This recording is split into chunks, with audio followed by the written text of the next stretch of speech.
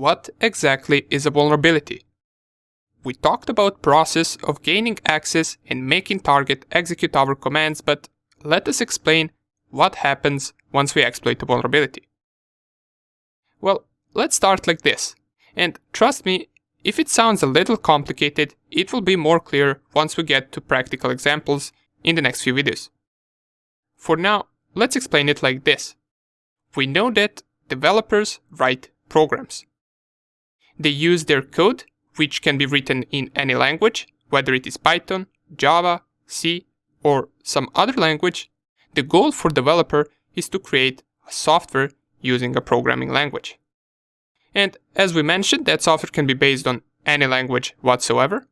Once the software is complete and it goes through a few test checks and security checks, then that software gets deployed on machines and it can be ran from those machines.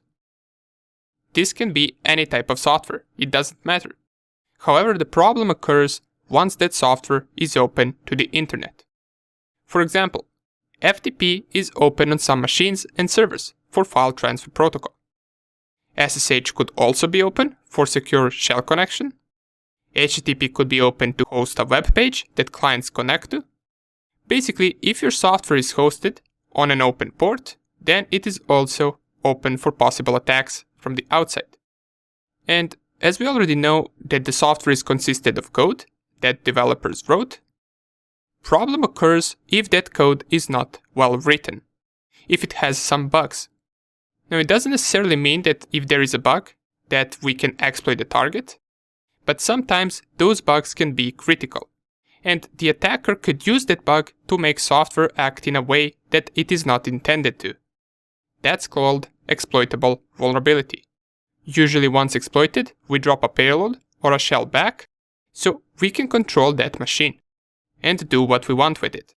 Once a bug or vulnerability is discovered, it gets that name that we've seen for vulnerabilities in NASA's that starts with CVE, and then the year of when the vulnerability first occurred.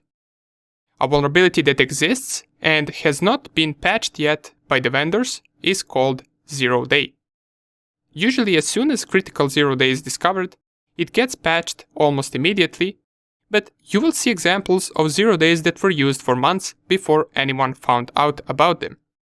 The most known recent one was in 2017, when the WannaCry ransomware occurred and infected a bunch of hospitals and police stations. It was based on an exploit called Eternal Blue, which was created and used by NSA. They never reported it and used it for their attacks until those exploits got stolen from them and got leaked. We will see in this course a lot of recent 0 days that are now patched. Some of them will even be as recent as just a few months ago. However, all of this makes sense if the target has a vulnerability. But remember, vulnerabilities don't always have to be of technical nature. Imagine a company with a bunch of networks, servers and machines, fully secured and also protected by the best firewall. No security holes, no vulnerabilities. We can't even scan the target to figure out its infrastructure because its protection is so good. Now, imagine an employee that works there. Let's call him John. And let's focus on John at the moment. John likes cars. He usually searches for car pictures and videos while working. One day he gets an email from a person that has email name exactly the same as his colleague. In that email, there is a car picture. He sees that the email is coming from his colleague, so he doesn't question it. Therefore, he opens that picture at work, and it indeed is a car picture. But little does he know, that email was us spoofing an email for him, so that at the first glance it looks like it comes from his colleague, and that picture opened a car image, but it also ran our malicious program in the background. What happens next? Now, John's work computer is infected, and he doesn't even know it.